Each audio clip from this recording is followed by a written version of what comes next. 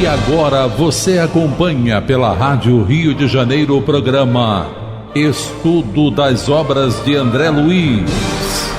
Vamos refletir sobre o livro Nosso Lar. Produção e apresentação, Tereza Cristina e Marco Antônio.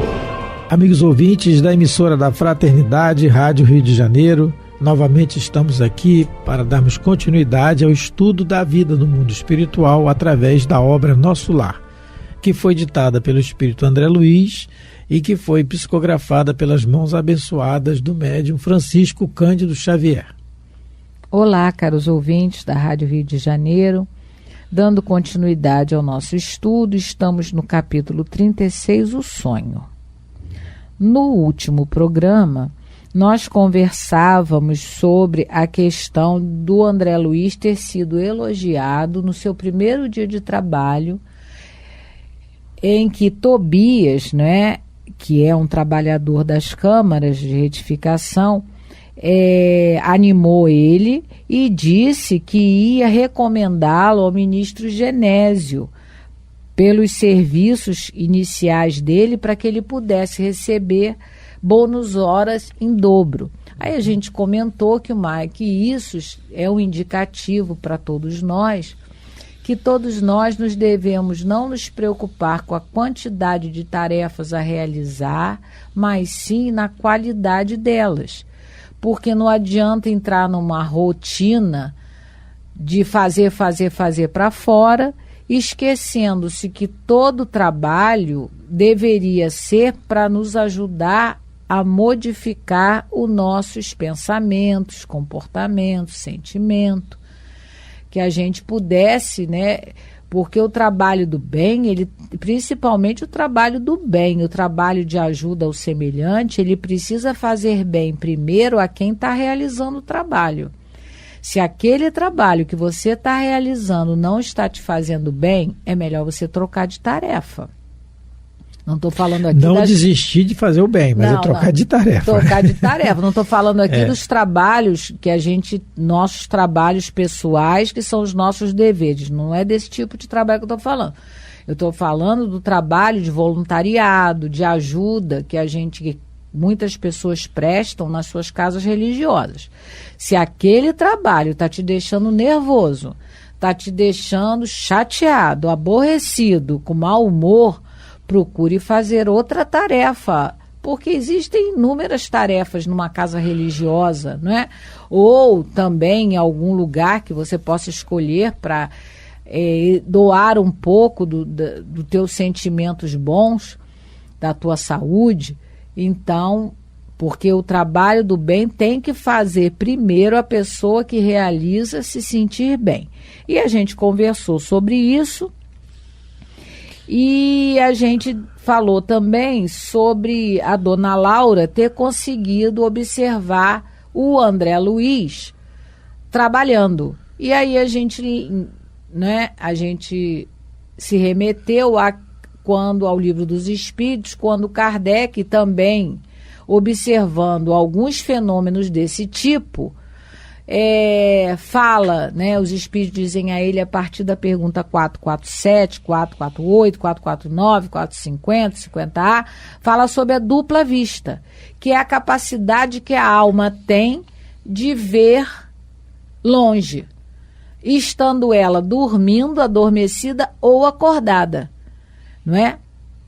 E aí eu quero fazer uma correção, aproveitando isso que a Tereza está falando, porque no programa passado nós colocamos duas possibilidades do que a dona Laura fala sobre o que aconteceu quando ela fala que acompanhou o André Luiz em espírito durante a noite. E uma das possibilidades, eu disse que ela teria adensado o perispírito. Isso está errado, não é adensar, é o contrário, é diluir, exalar, é o contrário de adensar. Eu usei a palavra errada, porque adensar é concentrar, é cerrar, seria ela tornar o perispírito mais visível ainda. Não foi isso que aconteceu. Eu coloquei errado, eu quis exprimir o fato dela diluir, seria desadensar talvez, mas é diluir, exalar, quer dizer, se tornar invisível por André Luiz. Isso pode acontecer. Isso é uma possibilidade. E a outra foi, que a Tereza colocou, e que a gente vai até explicar melhor hoje. Ela não estava ali no ambiente, Isso. mas da casa dela ela pôde ver, porque isso é a dupla vista. Isso é um exemplo. Eu cheguei a comentar, e o Marco vai falar agora onde é que está realmente, como está colocado, da situação em que uma senhora foi procurar a esposa de Allan Kardec, porque gostaria de falar com ele. Ela e a Amélie Boudet, a esposa de Allan Kardec, diz que ele não está. Mas sabedora de que essa senhora era uma médium de dupla vista, ela pede informações sobre Kardec. Isso. E aí onde é que está isso? Isso está em Obras Póstumas, no apêndice do livro Obras Póstumas. O título é Um Caso de Segunda Vista, Imitação do Evangelho, porque é o que Kardec estava fazendo lá, redigindo lá o Evangelho segundo o Espiritismo. E o título é Um Caso de Segunda Vista. Como a Teresa colocou, uma senhora, ela foi procurar Allan Kardec, ele não estava, e informada por Amélie Boudet, esposa de Kardec, que ele estava num retiro... Saint-Andrés, esse francês, né? Desde Saint Andrés. Tendo encontrado minha esposa, que vez que desde meu retorno de Santo Andrés, me havia eu retirado para seguir. É seguir que ele estava. Estava em seguir? Seguir, a fim de que com mais tranquilidade trabalhar em minha obra sobre o Evangelho. Daí o título Imitação do Evangelho, que seria o título original do Evangelho sobre o Espiritismo. Santo Andrés era a rua que ele morava. Era a rua que ele morava, está errado também. É seguir, o retiro lá. Seguir. E aí nosso encontro foi impossível, tal. Aí a Amélie Boudet fala assim, mas durante a conversa com minha esposa, diz-lhe esta, e a senhora falou para a Amélie Boudet, a Amélie Boudet falou com ela, uma vez que não podereis avistar-vos com meu marido, o que ele muito lamentará, não podereis transportar-vos em espírito até onde ele se encontra e vê-lo, porque essa senhora, Kardec diz anteriormente, que era ela dotada de uma notável segunda vista. Conseguia ver os espíritos no estado normal sem que esteja sonambulizada. Quer dizer, normalmente ela via os espíritos. E aí a Amélie Boudet faz essa pergunta, você não pode se transportar até lá e avistar ele em pensamento? Se transportar assim e ver? Aí, continua, por um instante recolheu-se a senhorita e disse, sim, quer dizer, na hora que a Amélie Boudet falou, ela se recolheu, concentrou, e aí fala logo em seguida, sim, vejo, acha-se num aposento muito iluminado num pavimento térreo, há ali 3 janelas, e como tudo é alegre, a casa é circundada por jardins, por toda parte árvores e flores, tudo respira a calma e a tranquilidade, ele está sentado próximo a uma janela trabalhando, está cercado por uma multidão de espíritos que lhe conservam a boa saúde. Alguns há que parecem muito elevados e o inspiram. Um deles, especialmente, parece ser superior a todos os demais, sendo-lhes objeto de deferências. Então, ela não só viu Kardec, como viu os espíritos que circundavam o trabalho ali com Kardec. Então é essa segunda vista que também pode ser o que aconteceu aqui com a dona Laura. Ele não deixa claro para a gente o que aconteceu, mas o mais importante é que quem vê é o espírito. Os olhos são instrumentos da visão, né? Kardec, no Livro dos Espíritos, ele vai fazer um ensaio teórico sobre sonambulismo, êxtase e dupla vista. É muito interessante, e os espíritos, né, reforçaram para ele esse entendimento. Quem vê é a alma que enxerga. Então, no mundo espiritual, isso fica mais fácil de acontecer. A alma, né, o pensamento vai, porque onde está a alma está o pensamento vai ver, e por isso que talvez a dona Laura e o Lísias, da casa deles, podem ter visto o que estava acontecendo, ou podem ter se desmaterializado, que aí eu já acho mais... porque eles teriam que mudar a vibração. Por que eu estou falando isso? Eu acho, mas aí é isso, eu acho, porque aqui não diz o que é. Porque no livro Missionário da Luz, o André Luiz, quando ele vai assistir a reencarnação do Segismundo, no capítulo 13, ele observa que no mundo, lá em desdobramento, a Raquel e o Adelino, ela, quando ela vai receber o espírito do Segismundo no colo, ela está dormindo na cama, vamos explicar, ela está dormindo no seu quarto, ela desdobra, não é? E para receber o Segismundo, para acoplar no perispírito dela. Quando ela está nessa situação, ela recebendo, o André Luiz está assistindo e ele vê uma coroa descer sobre a cabeça dela, mas ele não vê quem está trazendo. Porque provavelmente espíritos muito superiores em outra frequência. Por isso ele não conseguiu ver. Aqui, no caso, então por isso que eu acho que talvez a dona Laura, para quem está desencarnado, é mais fácil ter essa questão da dupla vista. Esse exercício mais fácil. Só que também tem as Mas ele não diz, a gente não sabe, ele não diz se é um, se é outro. No livro Obreiros da Vida Eterna, tem uma equipe, Obreiros da Vida Eterna também. André Luiz tem uma equipe formada por alguns espíritos, do qual André Luiz faz parte, a título de aprendizado, para ajudar na desencarnação de certas pessoas. E nessa equipe tem a Luciana, que ela é adestrada na questão da visão. Ela consegue ver, quer dizer, um exemplo que a gente está dando, porque tem o adestramento. Os espíritos, não só por fato de estarem desencarnados, eles conseguem ver determinadas coisas. Tem especificidades, às vezes, que eles não conseguem, dependendo do conhecimento. Mas a gente não sabe, não, porque mas está aí o aprendizado. Ela adentra a memória, né? A memória espiritual do padre Hipólito. Vamos continuar. Não. Então, o Marco, no programa passado, ele parou de ler, né? No primeiro, no segundo, no terceiro, no quarto, no quinto, no sexto parágrafo, né? Mas vamos reler o sexto. Sentimos-nos profundamente satisfeitos, disse a generosa senhora sorrindo. Acompanhei-o em espírito durante a noite, e sua estreia no trabalho é motivo de justa alegria em nosso círculo doméstico. Disputei a satisfação de levar a notícia ao ministro Clarencio, que me recomendou cumprimentasse a você em nome dele. Olha só, dona Laura, né, numa atitude bem maternal, não é? E toda contente porque o seu pupilo, André Luiz, seguiu as orientações, né? A gente lembra que ela orientou ele bastante antes dele iniciar a tarefa, e ela ficou toda contente porque realmente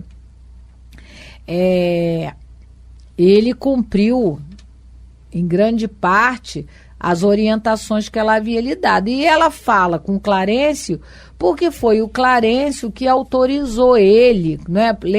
Lembrando, né, alguns programas atrás, o Clarencio é aquele ministro do auxílio que dá a alta para ele da enfermaria e permite que ele trabalhe, não como médico que ele gostaria de ser, mas permite que ele vá fazer um aprendizado em diversos ministérios.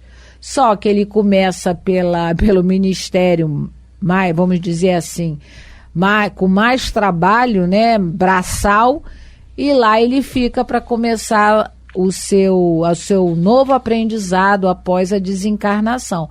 Então, por isso ela vai falar com o Clarencio, porque na realidade, vamos dizer assim, o Clarencio foi o avalista dele, para ele começar o trabalho, né? Então, ela foi falar com ele, com o Clarencio. Lembramos que foi o Clarencio que retirou ele lá do umbral, né, na maca, né? Sim. Isso. Trocaram observações afetuosas com Tobias e Narcisa. Pediram-me relatório verbal de impressões e eu não cabia em mim de contente. Minhas alegrias sublimes, porém, reservavam-se para depois. Quer dizer, o ambiente, né, Tereza? A gente ia analisar aqui o ambiente que se forma de estímulo para o trabalhador, né? Na questão de incentivar o trabalho. Olha como é que foi, pedindo como é que foi isso e incentivando o trabalho dele, né? Isso aí, também, esse é um ambiente que a gente tem que aprender, inclusive nas nossas casas religiosas, porque é lá que nós buscamos o alimento para a nossa encarnação, para a nossa vida diária, que muitas vezes em família temos dificuldades, porque, como diz os espíritos, em família temos os inimigos queridos ali. Geralmente é onde tem o maior aprendizado. E a religião, a casa religiosa, seja ela a casa espírita ou qualquer outra religião, ela serve de instrumento de posto de socorro para que nós nos reabastecermos para lidarmos com as nossas dificuldades em família, no trabalho, no nosso dia a dia. E desse reabastecimento faz parte desse convívio saudável. A gente pode lembrar a igreja de Antioquia, está bem relatado lá no livro Paulo Estevão, na segunda parte. A ambientação que se tinha naquela igreja, o Emmanuel relata no livro Paulo Estevão, as vozes diretas eram ouvidas. Ele diz que isso, claro, tem que ter o fluido, o fenômeno mediúnico, tem que existir o médium. Mas isso era possível por causa da ambientação daquela igreja, daquela comunidade àquela época. Não é? Com a presença de Paulo, tudo ali.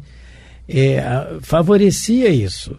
Então, os espíritos superiores, eles sempre estão querendo se fazer, entre aspas, visíveis para nós nos acontecimentos do dia a dia. Mas para isso eles precisam de uma ambientação. Eles no final de semana, lembra? Né? Lá eles falam, né? Que nos finais de semana eles iam fazer piquenique, mas para estudar o Evangelho. Eles se reuniam. Isso, a confraternização que é muito necessária nas nossas casas religiosas. Porque a casa espírita não é a parede, não é o tijolo, não é o cimento, nem as cadeiras. A casa espírita, como diz Paulo, né, é a igreja, é a confraternização, é a união e o carinho que existe entre os membros.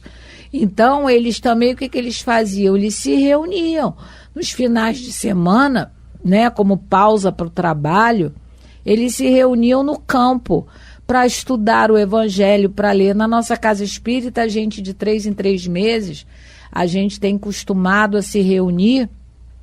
E a gente faz, não é? Porque espírita, como todos sabem, geralmente não bebe, não fuma, geralmente, né? Mas o que come é uma barbaridade. Então, a gente faz os nossos lanchinhos, mas junto com o estudo. A gente já estudou sobre, o último estudo na nossa casa foi sobre a loucura, né? Provavelmente teremos outros. E então, isso é necessário, esse apoio mútuo que a dona Laura e o Lízias estão dando a André que é Luiz. O ambiente necessário para a colônia. Deixa eu só ler um trechinho aqui que eu achei dessa questão da igreja de Antioquia, que o Emmanuel fala no Paulo Estevão. Ele fala assim, olha, a instituição de Antioquia era então muito mais sedutora que a própria igreja de Jerusalém.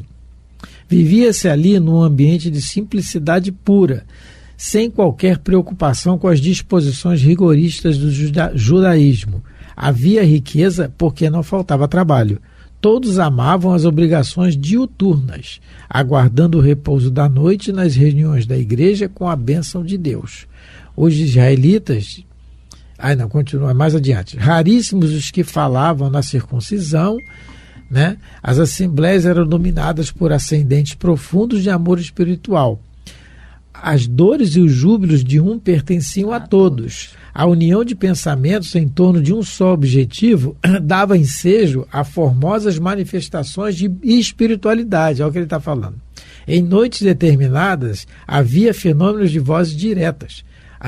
A instituição de Antioquia foi um dos raros centros apostólicos onde semelhantes manifestações chegaram a atingir culminância indefinível. A fraternidade reinante justificava essa concessão do céu. Nos dias de repouso, a pequena comunidade organizava estudos evangélicos no campo. A interpretação dos ensinos de Jesus ela era levada a efeito em algum recanto a menos solitário da natureza, quase sempre às margens do Orontes. Então, quer dizer, ele está dizendo aqui, olha, a fraternidade reinante justificava essa concessão do céu. Quer dizer, a concessão do céu está aí o tempo todo, mas a gente não cria um ambiente. Era bom explicar o que é voz direta. Pode ser que tenha algumas pessoas... Fenômenos de vozes diretas, né? Porque pode ser que algumas pessoas nunca tenham ouvido falar, né? Que fenômeno mediúnico é esse? Que isso é realmente um fenômeno autêntico mediúnico, não é animismo. É o termo, Allan Kardec coloca até em termos como pneumatofonia, né? Voz dos espíritos, comunicação oral dos espíritos sem o concurso da voz humana. No livro Missionários da Luz, que faz a garganta fluídica. Eles pegam o fluido animal nosso aqui, faz uma garganta e o espírito... Numa reunião. E o espírito, através dessa formação fluídica de um órgão que precisa desse órgão para ter uma voz, é feito a comunicação através de uma voz direta, sem o concurso da voz humana. Não precisa, não é uma psicofonia que o espírito precisa da garganta do médium, não é. Eles formam uma e falam. No Novo Testamento tem um exemplo, né, quando João Batista vai batizar Jesus, há um fenômeno de voz direta. No Velho Testamento também, os profetas, né, falam que quando a jumenta, a aparição de um anjo, a jumenta de Balaão, e depois ele próprio. No Êxodo, ocasiões em que Deus fala a Moisés dentro de uma sarça. Isso são os fenômenos de voz direta. Imagine uma igreja, né, num local simples, acontecendo esse fenômeno. Que maravilha, meu Deus do céu, né? Aconteceu um negócio desse. Mas por que ocorria? Por conta da fraternidade, do carinho, do amor dos integrantes dessa igreja. Porque, repetindo... Não é uma igreja, um centro espírita, não é parede, não é porta, não é janela, não é cadeira. A gente precisa disso pela nossa condição ainda de encarnados. Mas para o mundo espiritual, o centro espírita, a igreja, é a congregação, é aqueles que se congregam naquele local. Então, por isso a importância de se ter essas confraternizações periódicas, né? O espírita gosta muito de fazer tarde fraterna, mas a gente vê que isso realmente ajuda numa melhor ligação entre os frequentadores, porque como coloca ali no Paulo Estevam, todo mundo se ajudava, todo mundo apoiava e também em reuniões, não só na confraternização, mas em reuniões ordinárias que existem, a gente procurar ir para a reunião com o intuito de realmente aprender sobre o Evangelho, sobre a mensagem de Jesus, e evitar, porque isso é muito comum em nós, e principalmente desse que vos fala, a crítica quanto mais com outras religiões, a crítica quanto mais até dentro da nossa religião, criticando o comportamento de A, B ou C, como se nós estivéssemos isentos de qualquer erro, e não é assim, né? Então isso também dificulta o trabalho dos bons espíritos. As sociedades religiosas têm que ser no intuito de fraternidade, comunhão sempre, não é? Reconhecendo em todos nós espíritos ainda muito longe da perfeição. Bom, nós estamos terminando, né, Tereza? Isso. Falta pouco. Não adianta ler o próximo parágrafo. Fica o próximo parágrafo para... Mas é isso que a gente queria. Próximo programa. Pegamos esse gancho aqui desse cumprimento, né, ao André Luiz, da ambientação que se faz em toda a colônia, que é assim, né? É por isso que a Colônia Nosso Lar tem condição de receber espíritos doentes para serem tratados. Bom, estamos terminando mais um programa. Muito obrigado pela atenção, pelo carinho, e esperamos ter contribuído para o esclarecimento de vocês. Fiquem com Deus. Eu queria lembrar, antes da despedida, que nós temos o WhatsApp aqui da rádio, 5521 9848 67633. E vocês podem, se quiserem, né, ligar, dando um feedback para a gente do nosso programa. Nós ficamos gratos. Um grande abraço a todos, Deus abençoe vossos lares. A Rádio Rio de Janeiro apresentou o programa Estudo das Obras de André Luiz. Produção e apresentação, Tereza Cristina e Marco Antônio.